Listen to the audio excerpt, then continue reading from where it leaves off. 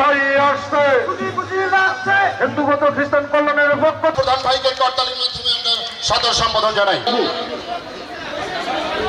বেগম খালেদা জিয়ার কথা বলি, ওনাকে বাড়ি থেকে উচ্ছেদ করেছে, ওনাকে জেলে নিয়ে গেছে, ওনাকে অত্যাচার করেছে, ওনাকে বিষ প্রয়োগ করেছে। উনি তো কোনোদিন দেশ ছেড়ে যেতে চান না। উনি কি বলেছেন?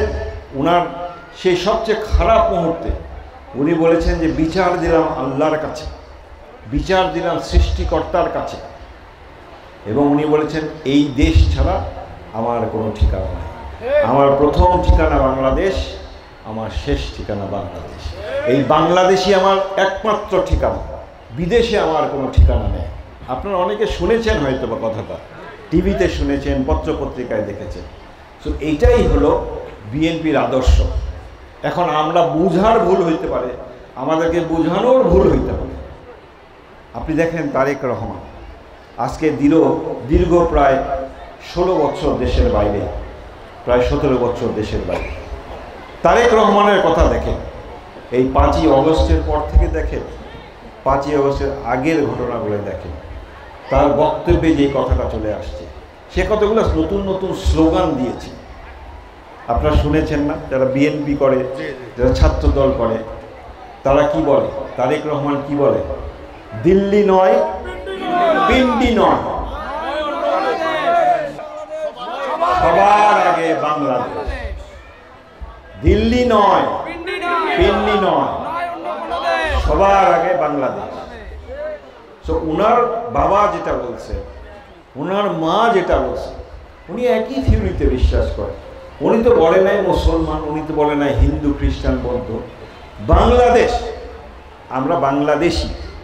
সুতরাং সেই বিশ্বাসে এই দল বিশ্বাস করে, সেই বিশ্বাসে এই দলের নেতারা চলে, সেই বিশ্বাসেই 5ই অগস্টের পরে আপনারা দেখেছেন সারা বাংলাদেশে বিএনপির নেতৃবৃন্দ আপনাদেরকে প্রোটেকশন দেওয়ার চেষ্টা করছে। মহিলাদের উদ্দেশ্যে আমি বলতে চাই, মা বোনেরা,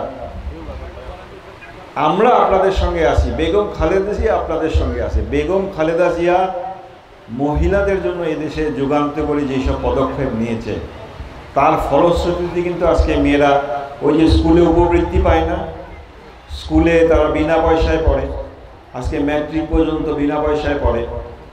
আজকে এই যে শহীদ জিয়াউর রহমান ওই 3টা খুব মূল্যবান জিনিস করেছিলেন উনার জীবদ্দশায়।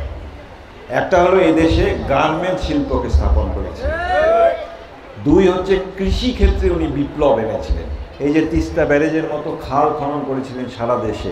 আমরা 1 ফসলি জমি ছিল আগে, উনি সেখানে 2 ফসলি করেছেন, এখন আমরা 3টা করে ফসল পাই। তো কৃষিতে উনি বিপ্লব করেছেন।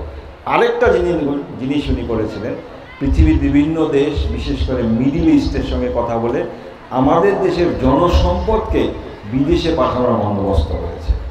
তো এই 3টা জিনিসের উপর ভিত্তি করে কিন্তু শহীদ জিয়ার সময় থেকেই এই যে মা বোনেরা এই গার্মেন্টস শিল্পে আজকে বাংলাদেশের যত নারী কার্যক্রম বা কাজ করে, সেটা কিন্তু আমাদের ইকোনমিতে একটা গ্রেট কন্ট্রিবিউটর হিসেবে কাজ করে। অ্যান্ড বেগম খালেদা জিয়া উনি ক্ষমতায় এসে আপনাদের শিক্ষাক্ষেত্রে মহিলাদের বিভিন্ন বিষয়ে মা বোনদের জন্য পদক্ষেপ নিয়েছে। আমি বিশ্বাস করি ভবিষ্যতে এই আপনাদের শিক্ষা কার্যক্রমকে আরও এগিয়ে নেওয়ার জন্য হয়তোবা ডিগ্রি লেভেল পর্যন্ত মা বোনেরা যাতে বিনা পয়সায় পড়তে পারে, যাতে শিক্ষিত হতে পারে। কারণ শিক্ষিত মা মানে একটা শিক্ষিত পরিবার, শিক্ষিত পরিবার মানে একটা শিক্ষিত জাতি এবং একটা উন্নত জাতি। সো আমরা বিএনপি, বেগম খালেদা জিয়া আপনাদের সঙ্গে আছে।